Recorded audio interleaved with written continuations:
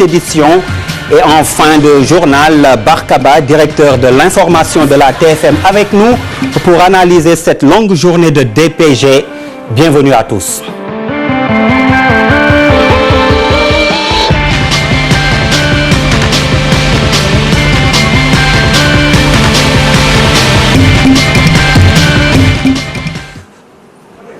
Bonsoir, tout de suite direction l'hémicycle avec Chérif Dia. S'il est en ligne, c'est pour nous faire le compte-rendu de cette DPG, la déclaration de politique générale du Premier ministre Aminata Touré. Chérif Dia qui n'est pas encore en ligne. Certainement, nous l'aurons en cours d'édition. Alors tout de suite, il y avait du folklore devant l'Assemblée nationale avant l'arrivée d'Aminata Touré, comme quoi cette DPG n'a pas dérogé à la règle. Même du côté des députés, des réactions inattendues ont été notées. DPG côté ambiance, signé Ibrahima Kamara. Le Premier ministre Aminata Touré a fait face aux 150 députés que compte la 12e législature. La déclaration de politique générale livrée, le mot d'ordre consiste à accélérer la cadence.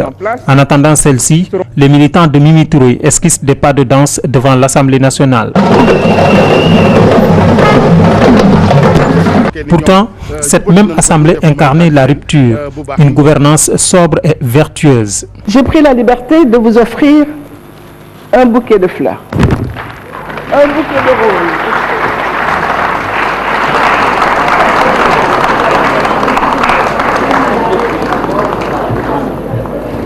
roses. Recevez ce bouquet de roses en vous disant que les roses sont belles. Elles sont fraîches, elles sont éphémères, il y a des épines. Ne vous piquez pas. Une assemblée de rupture, dit-on, mais cette 12e législature a parfois mis de côté les débats.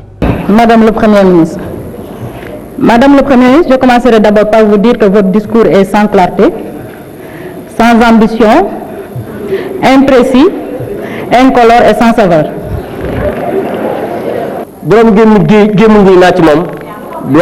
Les vaincus ne sortent jamais de bonnes paroles de leur bouche.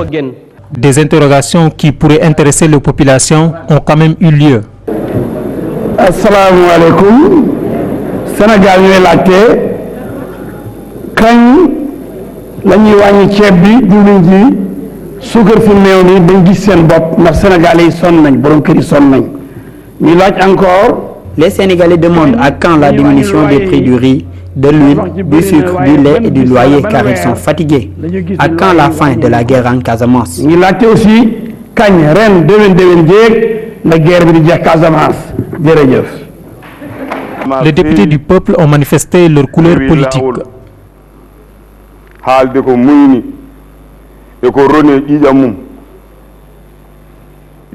Le discours est bien dit.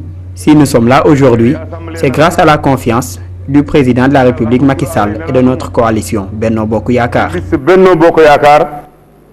Et confiance président de la République. Des efforts considérables restent à fournir pour arriver à une vraie rupture.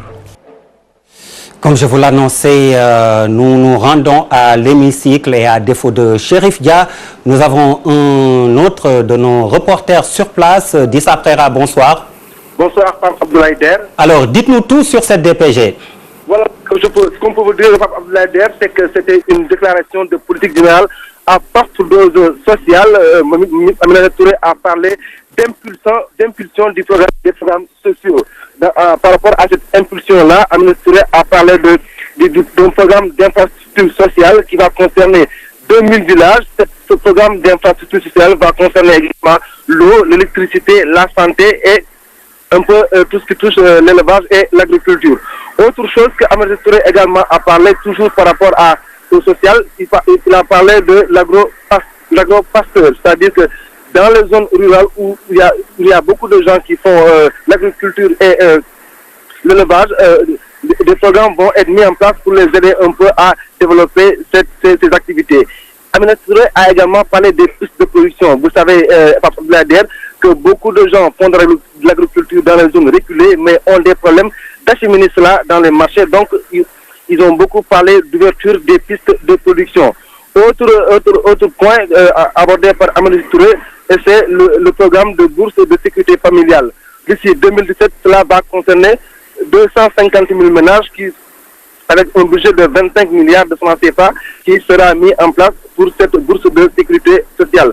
L'autre axe également évoqué par Aminata Touré, c'est la couverture de maladies universelles qui va s'étendre sur l'ensemble du territoire national.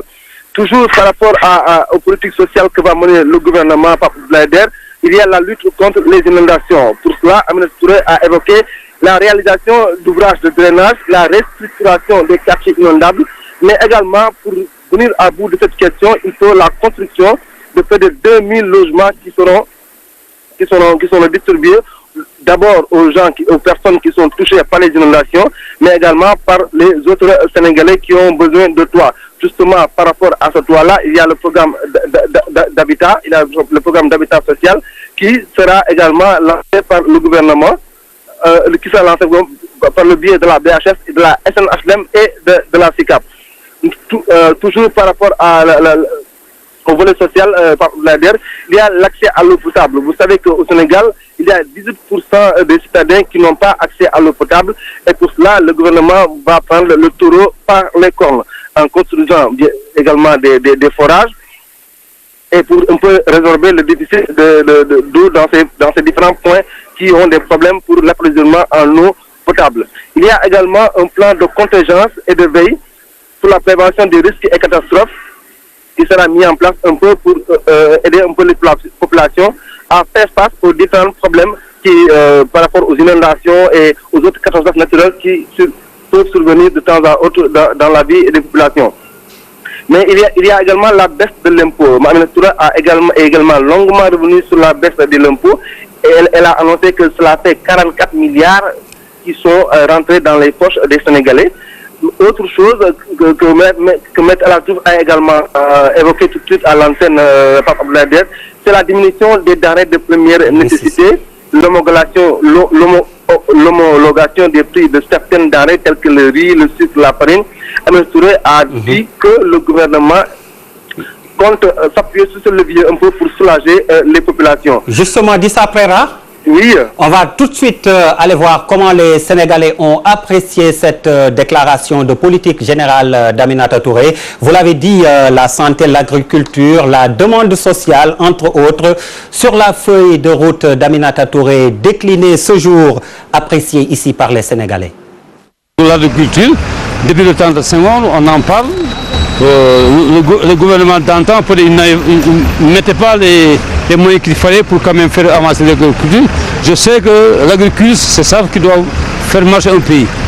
Pour le problème de l'emploi, le nombre qu'il a dit vraiment, peut-être elle doit réaliser ça. Nous le souhaitons. 300 000 vraiment, c'est beaucoup. D'ici 2017, nous souhaitons de réaliser le rêve, mais vraiment, ce sera un peu difficile. Il faut renforcer la sécurité. Les agents de sécurité ne sont plus protégés. Actuellement, si vous voyez même, ils ont peur d'agir. Il faut les protéger. S'ils ne sont pas protégés, ils ne pourront pas faire le travail normalement. Parce que moi, si je ne me sens pas protégé, je ne peux pas protéger quelqu'un. Je pense que c'est une bonne chose s'ils désenclavent. Ils permettront aux étudiants, aux nouveaux étudiants surtout, ceux qui viennent, les nouveaux bacheliers, qui viennent ici à Dakar, ils sont désorientés. Ils n'ont pas l'habitude. Qui viennent du sud, oui, qui viennent du sud. Ils viennent ici, ils habitent loin. Donc, si vraiment ils arrivent à avoir les moyens de désenclaver le sud et les autres régions aussi, ce serait vraiment une bonne chose. Vu le programme, bon, c'est ambitieux, mais on attend plus que de la volonté. On attend à ce que cette volonté se concrétise par des actes. Des textes qui vont aider, qui vont obliger les propriétaires à réglementer la location. Parce que c'est pas normal. C'est pas normal. Tu loues ta maison, ouais, tu loues ta maison à 5 000 francs. Et puis normalement, il y a des redevances que tu devais normalement payer peut-être à l'État. Donc ils s'enrichissent sur le dos des gens. Des gens qui font des prêts, ils construisent leur maison. Et puis c'est les locataires qui payent la banque. Vraiment, ils n'ont qu'à aider les gens dans ce sens-là à réglementer la location. Il y a eu beaucoup de manquements dans la déclaration de politique générale d'Aminata Touré. C'est en tout cas l'avis de l'économiste Meïssa Babou. Le secteur de l'artisanat, pourtant porteur d'emploi, a été occulté. L'économiste qui est également resté sur sa faim sur les questions du prix de l'arachide et des denrées de première nécessité. Une déclaration de politique générale caractérisée par une sérénité. Il n'y a pas d'invective politique. Je crois que c'est un discours qui a beaucoup de chiffres. Il y a des statistiques. Elle a tout de même, comme un discours général, donné beaucoup de projets, une panoplie de projets. Et du côté de l'emploi, il faut peut-être regretter que tout a été axé vers le monde rural, même si elle promet des centres, des zones agricoles de 2000 centres sur 15 hectares, je crois, pour chaque centre. Mais dans le fond, elle n'a pas insisté sur quand même une main-d'œuvre importante au Sénégal par rapport toujours à l'emploi et même au dynamisme économique de notre pays. C'est en fait l'artisanat, les ambulants, le monde des mécaniciens et des ouvriers en général, qui occupent presque 50 à 60% du travail des 18 à 35 ans dans ce pays-là. Je crois que c'est un oubli. Et ce segment-là est porteur de progrès social, mais aussi économique. C'est peut-être le grand regret que j'ai, et peut-être en déplorer le fait que les sources de financement n'ont pas été spécifiées. C'est vrai qu'elle a parlé de ressources internes, mais tout le monde sait que la fiscalité sénégalaise est en dégringolade sur le plan de la demande sociale. Et alors là, qu'il n'y a que le loyer qui est promis, elle n'a même pas fait état quand même de la forte demande sociale sur les dernières premières cités. Je crois que c'est un peut-être discours responsable. Elle sait qu'elle ne peut pas faire ça et elle ne l'a pas dit. SOS Consommateur conforte l'économiste que vous venez de suivre, Maître Massokhna Kane, parle lui en gros des produits de première nécessité. Elle a parlé du pouvoir d'achat, d'amélioration du pouvoir d'achat, de baisse des prix des denrées de première nécessité, comme l'huile en vrac, le riz non parfumé, le sucre en poudre et la farine. C'est notable, c'est appréciable, mais ce n'est pas suffisant. C'est loin d'être suffisant. Quand on parle de riz, les Sénégalais consomment le riz parfumé. Donc si on veut homologuer, il faut homologuer le riz parfumé, il faut homologuer le sucre en morceaux, parce que c'est ça que les gens utilisent le plus. Il faut homologuer l'huile, non pas en fût, qui est en vrac, mais l'huile en emballage. Bon, ensuite, il y a les médicaments, il y a beaucoup de secteurs où nous attendons vraiment. Il y a l'énergie, dans l'énergie, il y a l'électricité, il y a l'essence et les produits pétroliers, etc. Donc nous attendons vraiment à ce que le gouvernement fasse des avancées significatives, parce qu'on en est aux déclarations de projet, mais il faut, comme elle dit, accélérer le rythme. Le patronat sénégalais attendait des mesures concrètes pour les PME, surtout concernant la formation et la fiscalité jugée élevée. Mbagnick Diop est le patron du MEDES.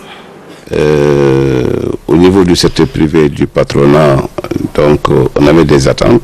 Elle a répondu à une partie. Nous passons, et comme on a eu à lui dire au chef de l'État, que nous sommes disposés à accompagner la politique économique et financière de l'État du Sénégal. Vous savez, j'ai l'habitude de le dire que l'économie, l'entreprise qui crée les richesses, ce n'est pas l'État. L'État, ce qu'on leur demande, c'est de créer un cadre propice à l'investissement. Je pense que le chef de l'État l'a compris et Madame le Premier ministre l'a décliné dans son discours de politique générale. Ce que nous attendons, c'est un environnement propice, c'est des réformes pour donner une nouvelle dynamique à notre économie. Vous savez, le contexte est très difficile aujourd'hui au niveau international, ça impacte au niveau national.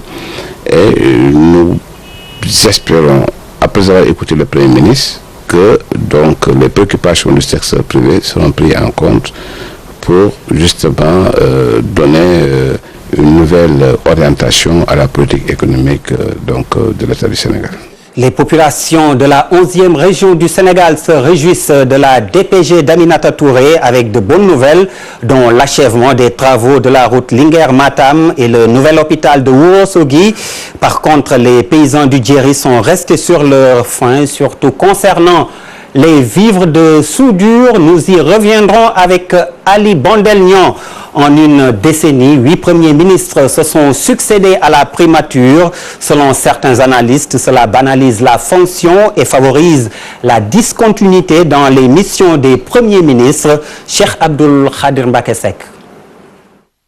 Depuis 2000, une instabilité gouvernementale chronique est constatée, des changements permanents de Premier ministre qui entravent la continuité de la mission du chef du gouvernement. Cette instabilité permanente à la tête du gouvernement peut contribuer effectivement à, comment dirais-je, déstabiliser cette posture de Premier ministre et empêcher effectivement une continuité dans la mise en œuvre des politiques publiques. Cette instabilité a plusieurs conséquences, notamment la banalisation de cette institution symbolique.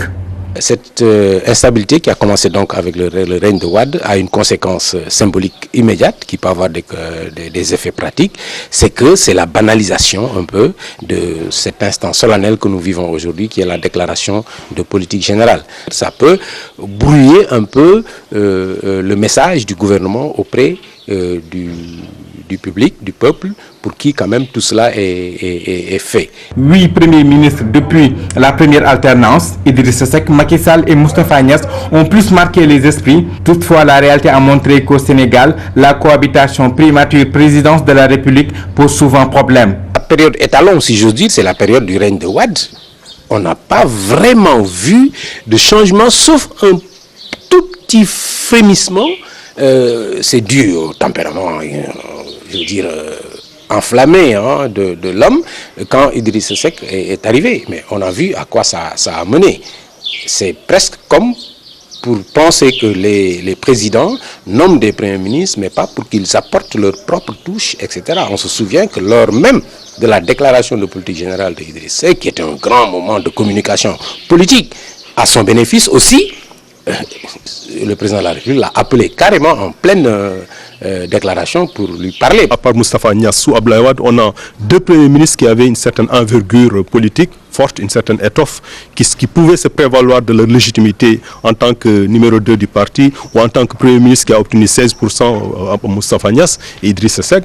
Et Macky Sall était le numéro 2 du parti. Donc à part ces personnalités-là, on a Mamadou Dior Boy, Ndene Ndiaye, Hadjibou Soumaré, qui sont des technocrates ou des gens qui n'ont pas forcément une forte envergure. Pour plus d'efficacité, d'aucuns proposent le régime parlementaire, un système qui favorise l'équilibre entre les pouvoirs.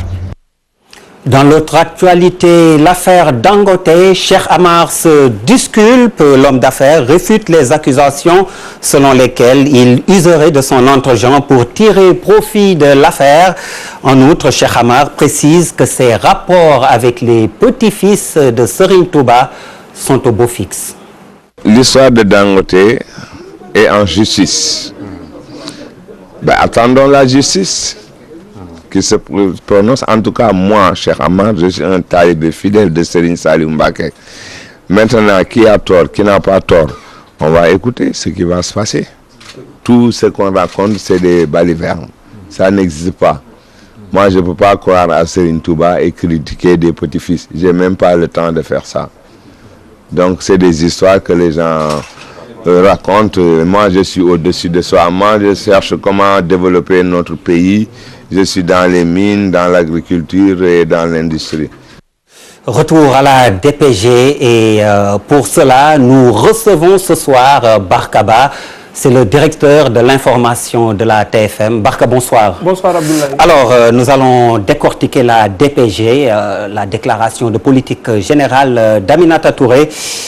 Encore un catalogue de vœux pieux ou alors elle aura véritablement répondu aux attentes des populations selon vous? Difficile à dire parce qu'il faudra quelques jours pour voir comment les populations ont écouté ce discours par rapport à leurs attentes.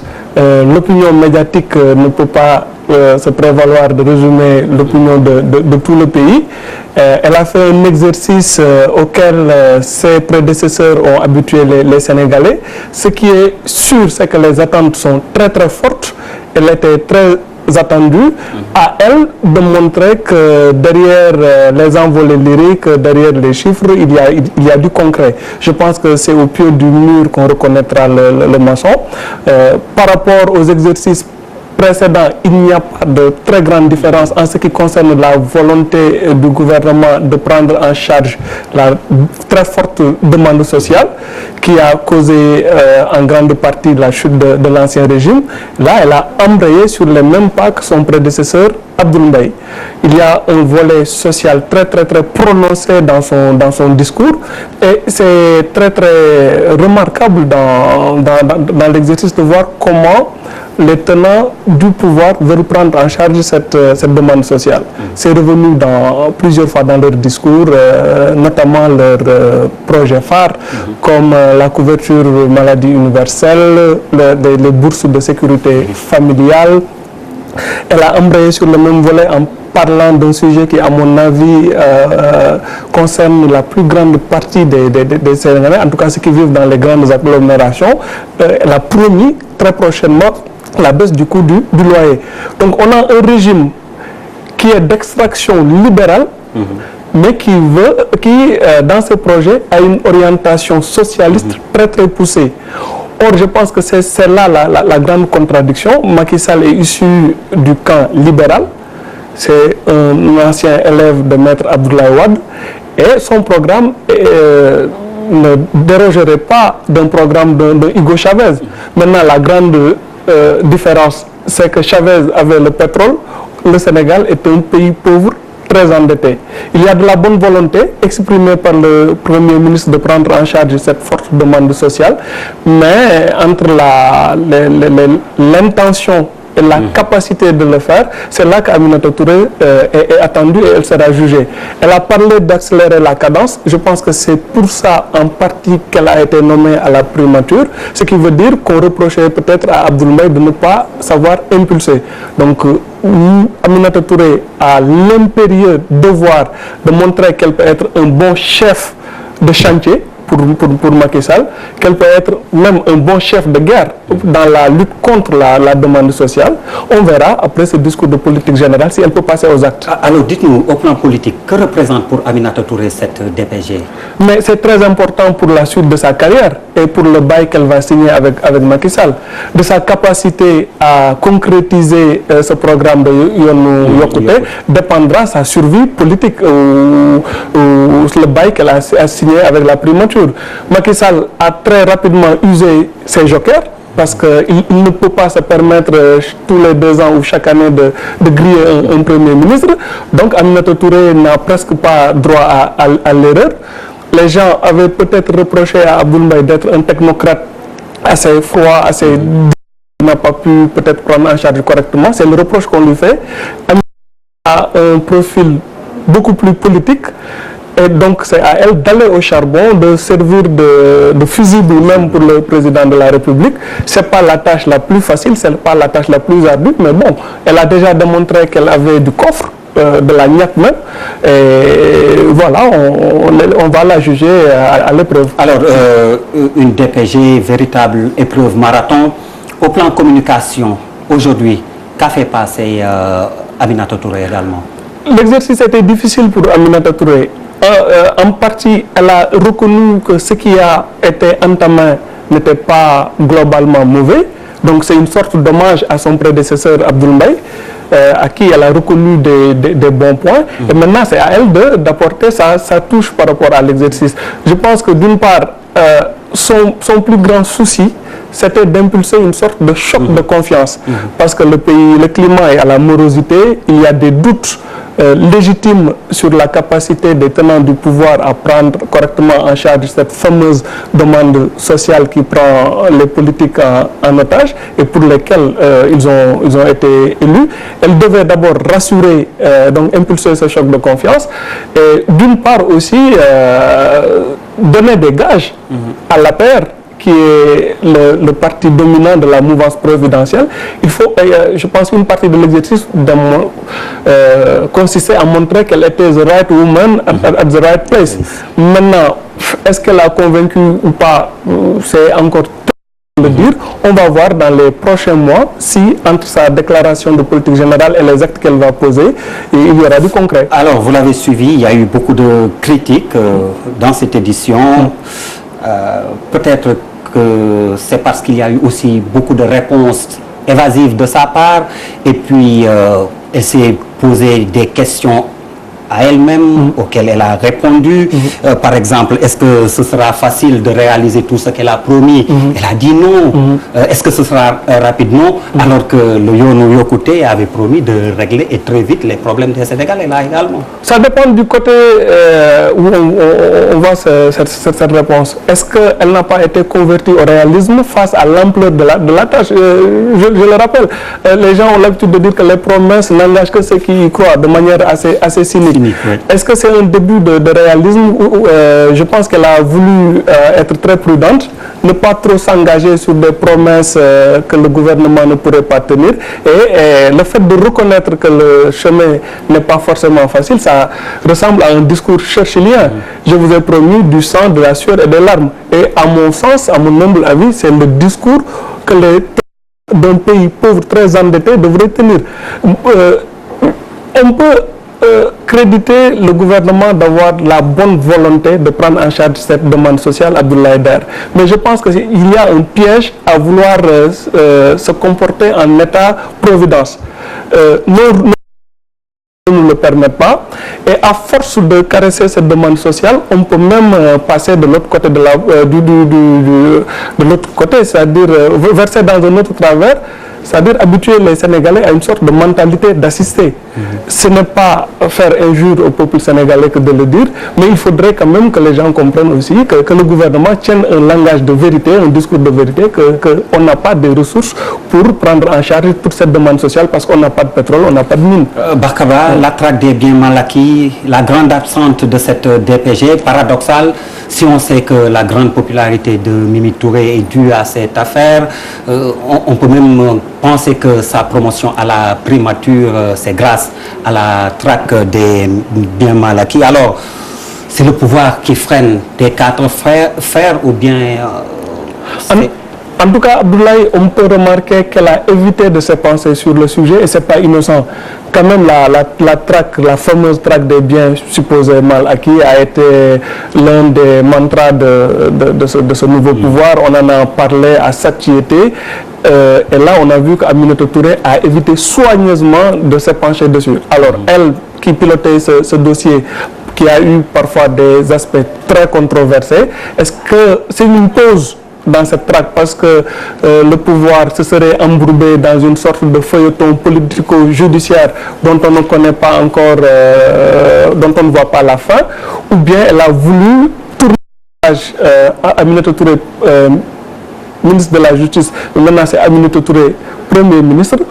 On verra dans les prochains jours quelle est l'orientation qui sera donnée à cette traque, mais c'est très notable qu'il y a un infléchissement de la part du gouvernement par rapport à ce volet. Comparaison n'est pas raison, mais Barkaba, par rapport à son prédécesseur Abdoul Mbaye, qui était resté droit dans ses bottes de technocrate lors de sa DPG, vous qualifierez comment Mimi Touré ce soir? Deux profils très très différents. Abdoul Mbaye, vous l'avez dit, c'était le technocrate, le banquier qui est venu faire un diagnostic presque clinique très froid et qui a polémiqué parfois avec l'opposition sur le volet judiciaire par rapport à l'affaire Habré. Là, on a une Aminata Touré qui est un peu plus politique, ce qui correspond d'ailleurs à son propre profil. Rappelons qu'elle est tombée dans la politique, dans le marigot politique quand elle avait 14 ans. C'est une ancienne des partis de gauche et qui est peut-être même rattrapée par son passé de femme de gauche, parce que le programme du Yonou Yokouté a une orientation socialiste très très prononcée. Alors est-ce que c'est une inspiration socialiste, etc. Mais bref, Aminata Touré et Abdoul Mbaye, c'est deux profils différents. L'un était plutôt un technocrate, elle a un profil plus politique, à elle de montrer ce qu'elle a dans le coffre, comme on dit. Alors Barkaba, véritablement, une DPG est-elle utile? Elle n'est pas forcément inutile. Maintenant, entre le discours et les actes, c'est très légitime que les populations soient très sceptiques parce qu'il y a une sorte de scepticisme généralisé vis-à-vis de la classe politique parce que la plupart des observateurs ou des Sénégalais pensent que les politiques parlent plus qu'ils n'agissent, ce qui fait que cet exercice de DPG passe souvent pour être un catalogue de vœux pieux, un catalogue de bonnes intentions. Ce sera très difficile d'inverser cette perception chez les Sénégalais, mais aux gouvernants de poser des actes concrets qui invalideront cette perception. Barkaba, merci. Merci à vous également de nous avoir reçu chez vous. L'information continue sur www.gfm.sn. Bonsoir.